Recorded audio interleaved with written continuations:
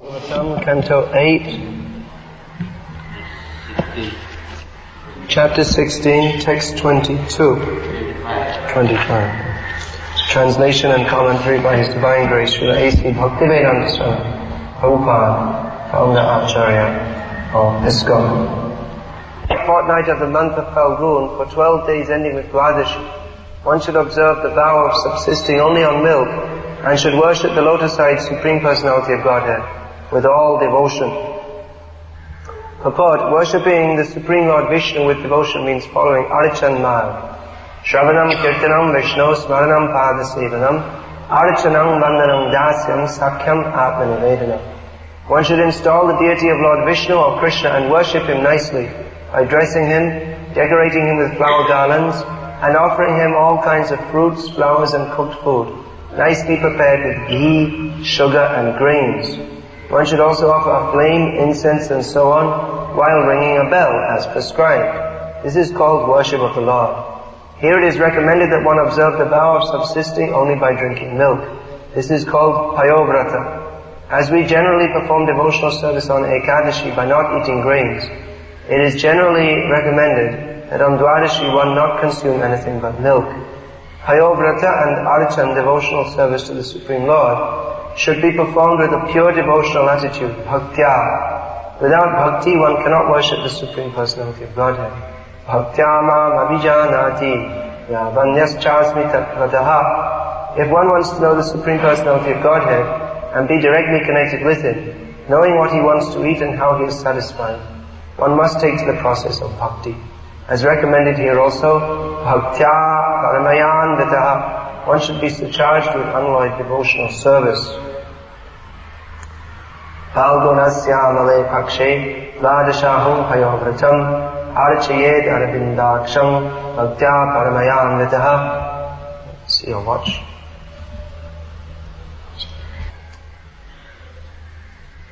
Srila Prabhupada begins his purport by discussing deity worship. Yesterday I was discussing with one devotee who is being trained in Mayapur in deity worship, who was lamenting what he saw, his observation that in our society, in some places, not here, the deity worship is going on in a way that just going on. Somehow or other the deities are getting dressed and some offering is there. So this is also one of the important points of our movement. The whole movement of Krishna consciousness is meant for satisfying Krishna. And the most merciful form of Krishna is the deity form, because He allows us, who are not actually at all qualified, to touch Him, feed Him, clothe Him, all these different items. So when we say we're not qualified, that means that qualification is given by the spiritual master. Alright, you do this. You can do. But we should know that we're doing this, but actually this is the job of the gopis, Mother Yashoda, to dress Krishna, feed Him. So the Pujari has to be very much in the mood of humility. Sometimes we see devotees, the service they perform, they think, well, I'm so exalted. But actually, it is a very exalted position to serve Krishna by worshipping the deities, or preaching, or distributing books, or whatever it is. These are activities actually liberated souls. These are meant for Paramahamsas to touch the deity, to speak publicly about Krishna. Chanting your rounds now? You can't hear and chant at the same time. So Prabhupada many times he said that all the devotees should preach. But in another place in his purpose he says that actually preaching, or any of the activities of devotional service, they actually take place on the liberated platform. When one is fully liberated, then he can do these things. He can speak from full realization. We are saying Krishna is the Supreme Personality of Godhead, and we have full faith in that. But pure devotee, Premanjana Charita Bhakti Vilochanena Santasa Daiva Hridayeshu Ilokayanti, is directly seeing Krishna face to face. So that direct realization is there of the pure devotee, but out of his mercy he engages other devotees also in the activities of Krishna consciousness, by stating this with full faith, yes, Krishna is the Supreme Personality of Godhead. And by that firm faith, then we also come to the position of seeing Krishna face to face. And we also, by speaking like that, and by acting in consciousness of Krishna, the Supreme Personality of Godhead, then others also become purified. But we shouldn't think that I am purifying, I am patita pavan, purifying others. But rather, even though we are filled with so many dirty things in our heart, still, by the mercy of Srila Prabhupada, by the mercy of the Guru Parampara, by the mercy of Sri Krishna Chaitanya Mahaprabhu, we are being engaged in spreading the mercy of Krishna consciousness. So that point about deity worship, we should be very careful. As I say, I always feel when I come to this temple that one of the wonderful features of the very many wonderful features of ISKCON in Bombay, there's so much nice preaching going on there. One of the very nice features is the deity worship is here always very regular, practically to the second the deities are opening for each arati, which is, I don't see anywhere else actually. They're so punctual. Festivals are very nice, dresses are very nice. Radha Ras Bihari's prasadam is, as you may know, incomparable. But we have to be careful to maintain standards also. Sometimes we see in history, sometimes the deity worship is going on very nicely, and gradually for one reason or other it declines. So we should be very careful to uphold the standard. And also another thing, we're opening so many temples, but we shouldn't get in the consciousness that we'll open a temple and somehow or other we'll have one or two pujaris and then we'll call people and enroll them as life members and make some collection. But rather we should give good emphasis to this. Prabhupada himself personally gave a lot of emphasis to deity worship. He never thought that it's just somehow or other it has to go on. Okay, it's just unfortunately we have the deities on the altar and we have to put at least one man or two men who could be engaged in something useful, like collecting money. But anyway, we'll just put one or two men and somehow or other let it go on. But rather, it should be round the other way, that if we satisfy Krishna, yasmin tushte jagat tushta, if we satisfy Krishna, then everything else will follow. So we shouldn't think, well, Krishna is satisfied by everything, therefore somehow or other go on with the deity worship. But rather, in any temple community, the center is Krishna, who is very kindly here, has agreed to come. Not that he has to get anything from us, but rather out of his causeless mercy, he allows us to serve him.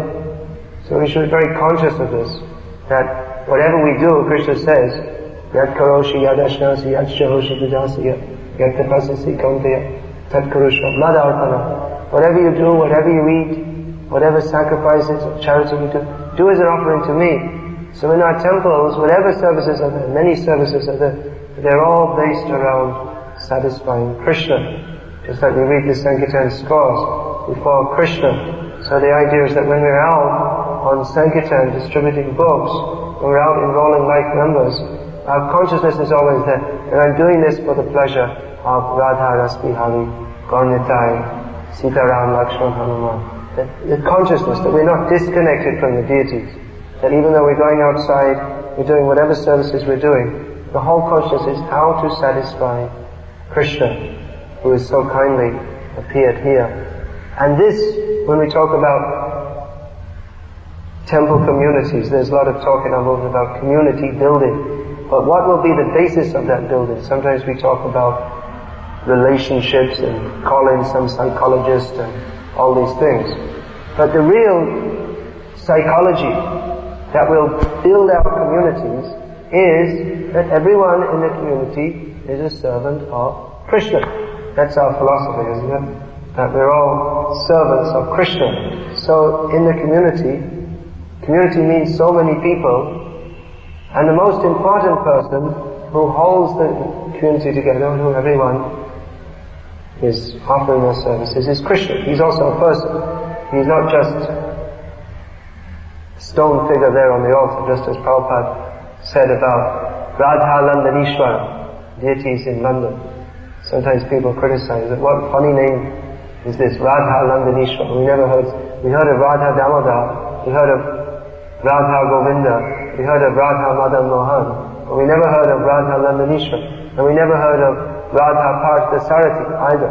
Seems to be a strange, well, it may seem strange to you, but anyway, Prabhupada gave the name, and Krishna is Landanishwara, and he is Parthasarathi, so Prabhupada said, and he knows Krishna, so he can give this name. So Prabhupada said about Radha Landanishwara, that actually he's not a deity. He's Krishna pretending to be a deity. Radha and Krishna there. Actually, of course, all the deities, they are Radha and Krishna.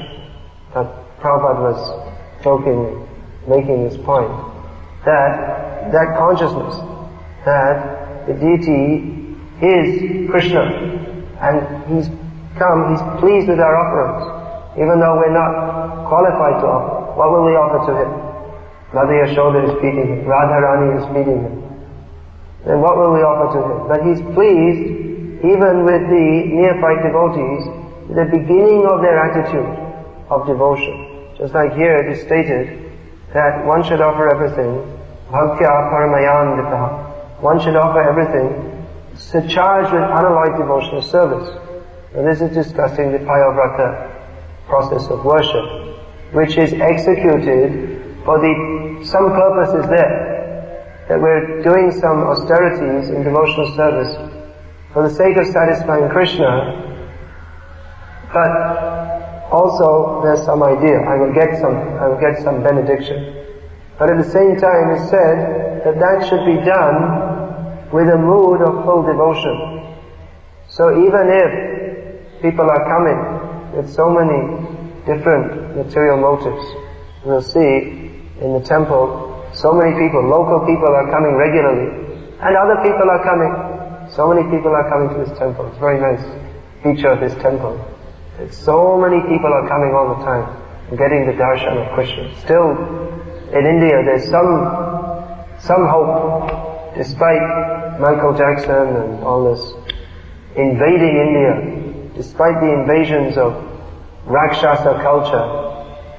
Still there is some hope. You see, so many people are coming to the temple. So they're seeing Krishna. And no doubt they're praying with so many material motives. But this mood is being preached in our Krishna conscious movement. You may say, what is the difference? Why are we opening so many temples? There are already so many temples of Krishna. And why should we open more temples? Because in our movement we are preaching, don't only come and see Krishna. You may pray also, please help me God with my material desires.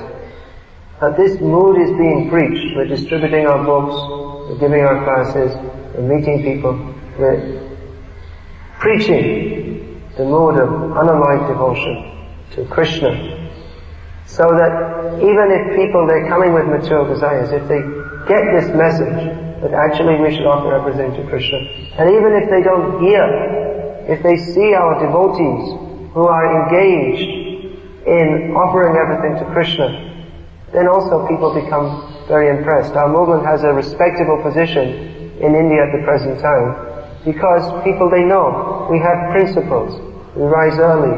We don't take any intoxication, illicit sex, meat eating or gambling. People are impressed by this, that we're engaged. They see us. We're out in the cities distributing books, giving knowledge of Krishna consciousness. People are impressed by this. Our movement has a respectable position, not only due to big temples, but due to the behavior of the devotees. Dharma sthapan hetu sadhu vyavahara. Chaitanya Mahaprabhu said that religious principles are established in society by the behavior of devotees. How are the devotees behaving? So if people see that our devotees are dedicated to Krishna, then they also become inspired.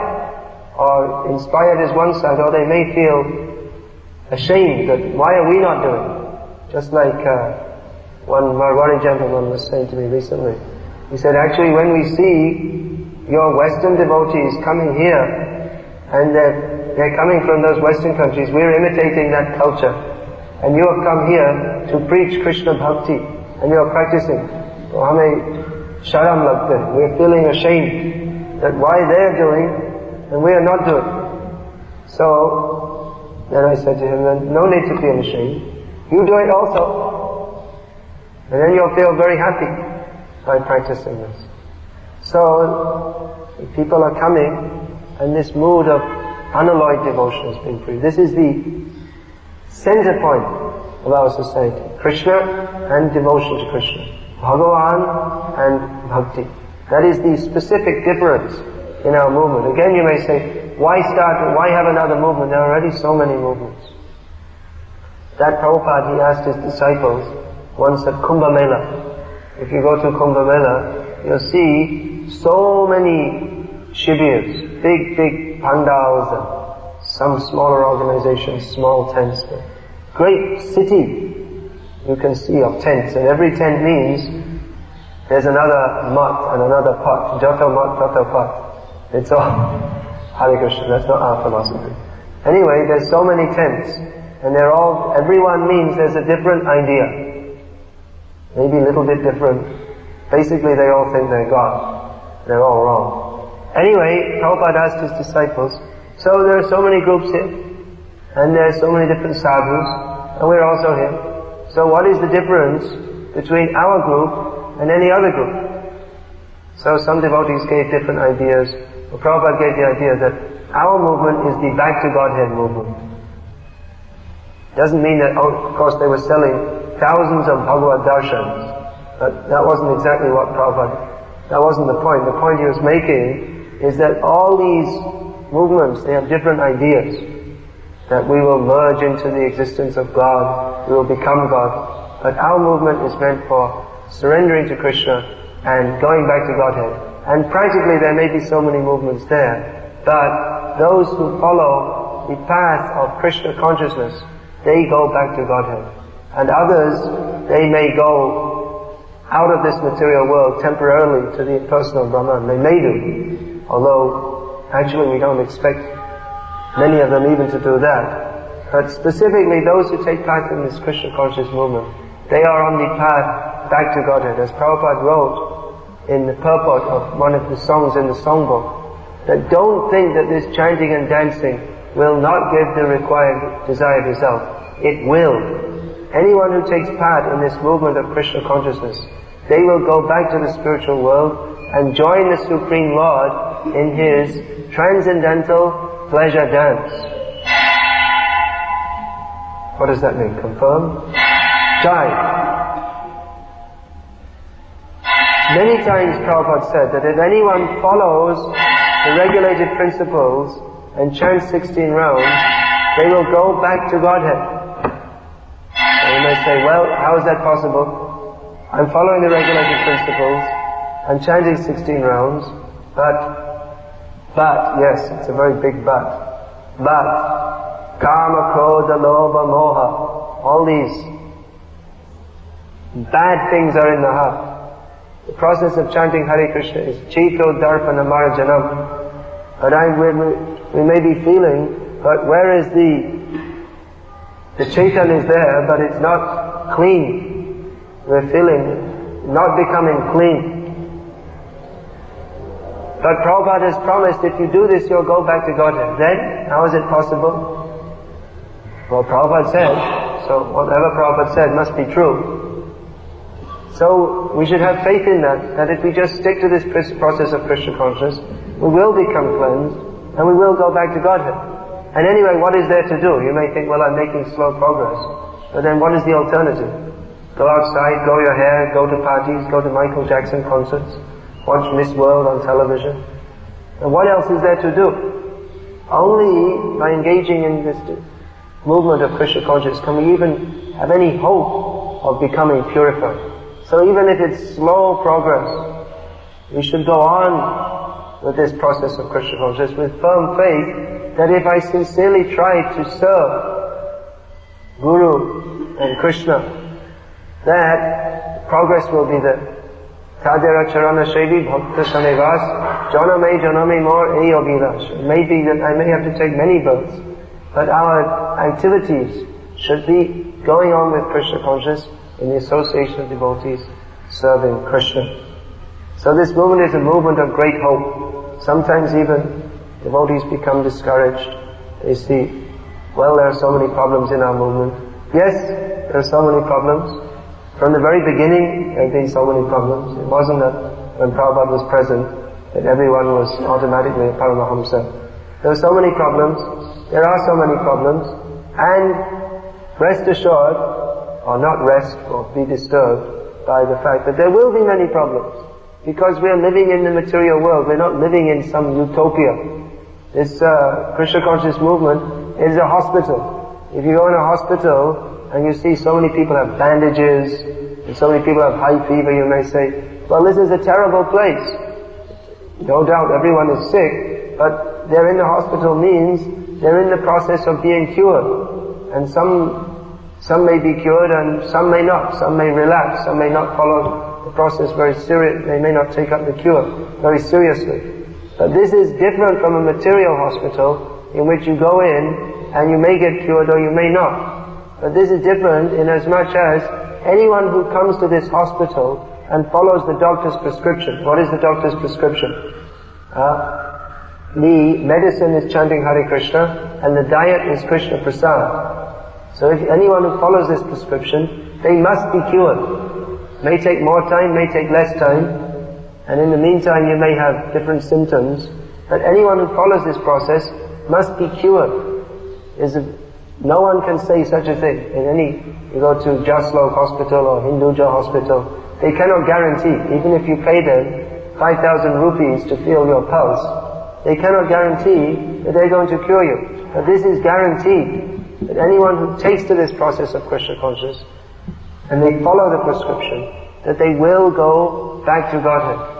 Follow the prescription means they have to take up this mood of unalloyed devotional service. If anyone comes to Krishna consciousness, but they are deliberately harboring ulterior motives, that let me worship Krishna very nicely, and I'll be a very nice devotee, and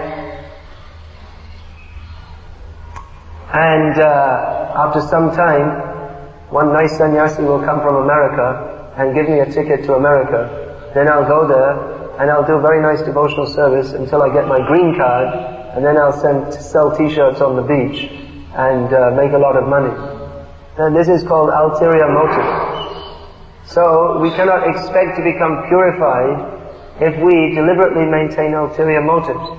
But if our motive is only how to satisfy Krishna, then certainly Krishna Bharadayamai. Krishna is very merciful, even though we have many bad things in our heart. And we do have many bad things in our heart, because we are, from time immemorial, we are in this material world, cultivating material desires. So even though there may be bad things in the heart, we should have the faith that if we're actually sincere to serve Krishna, then certainly we will become purified. And even though it may take time, we should go on with our service, serving the deities, preaching the message of Krishna consciousness, whatever our service may be. Doing that with great faith, hearing Srimad Bhagavatam. Actually, even there are bad things in our heart, even that, we need not become overly disturbed.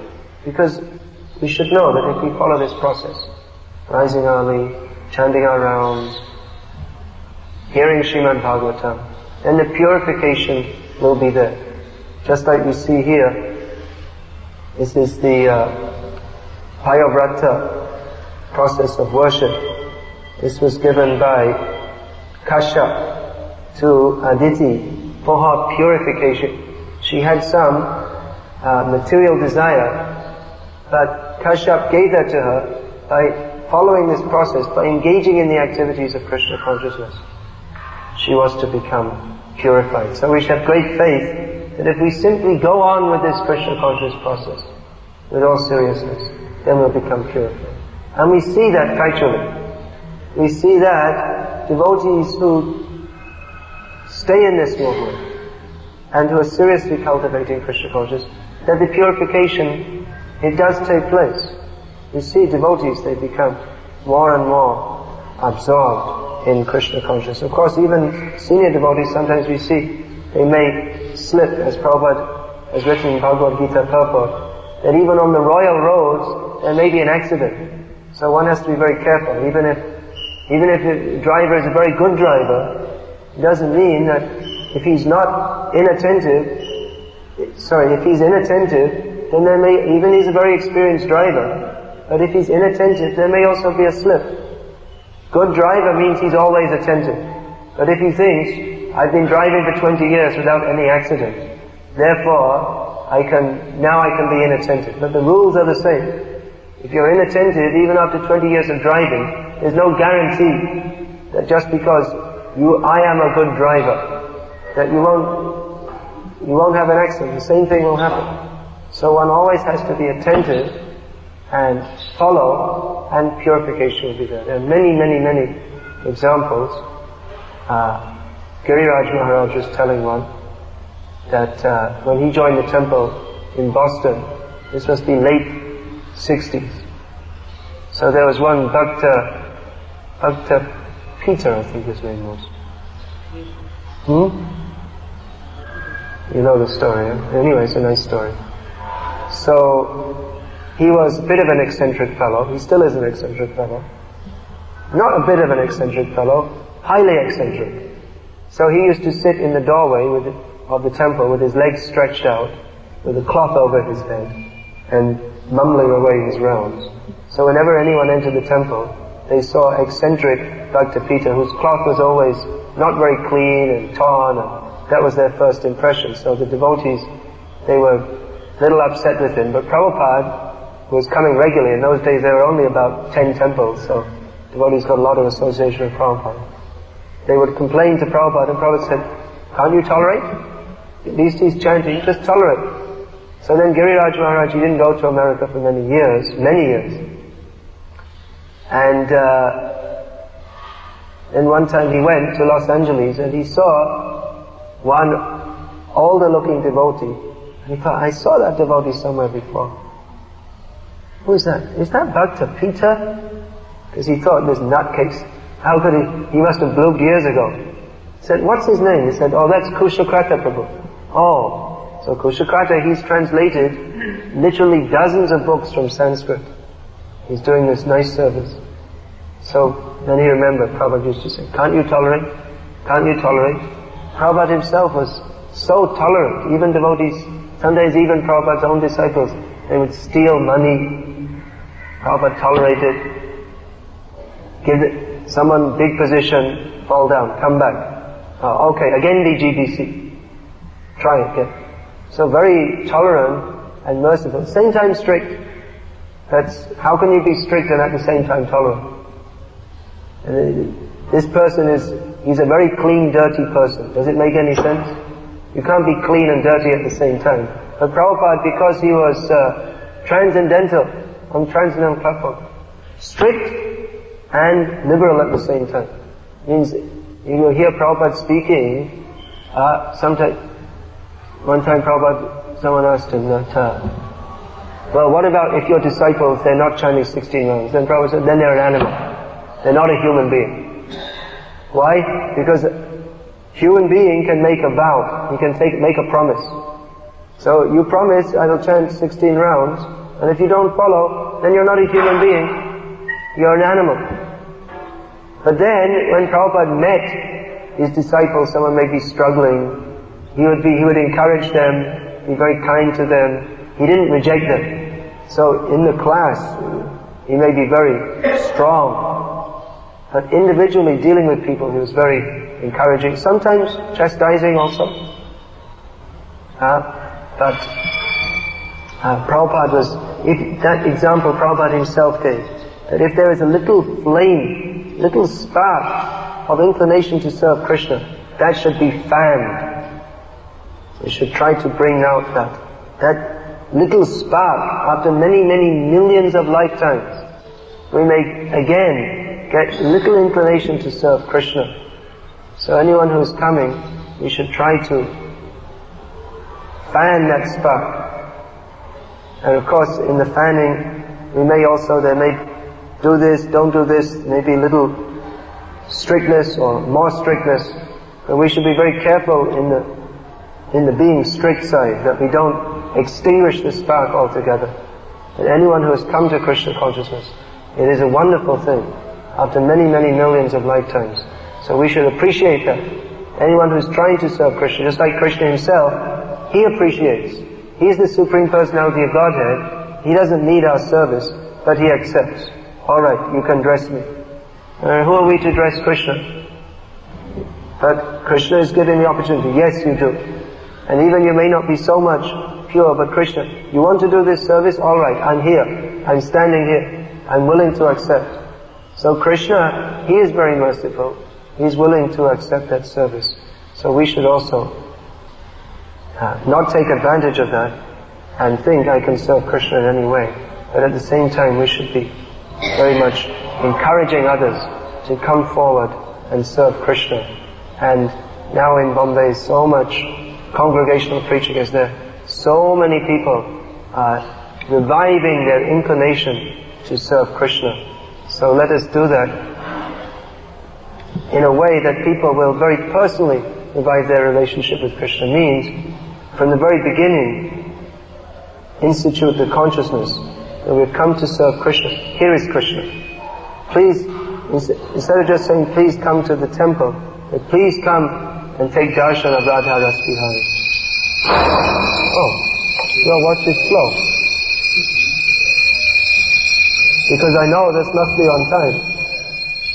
Hare Krishna. Shri Shri Radha Ras Bihari ki jai. Srila Prabhupada ki jai. Srimad Bhagavatam Mahapurana ki jai.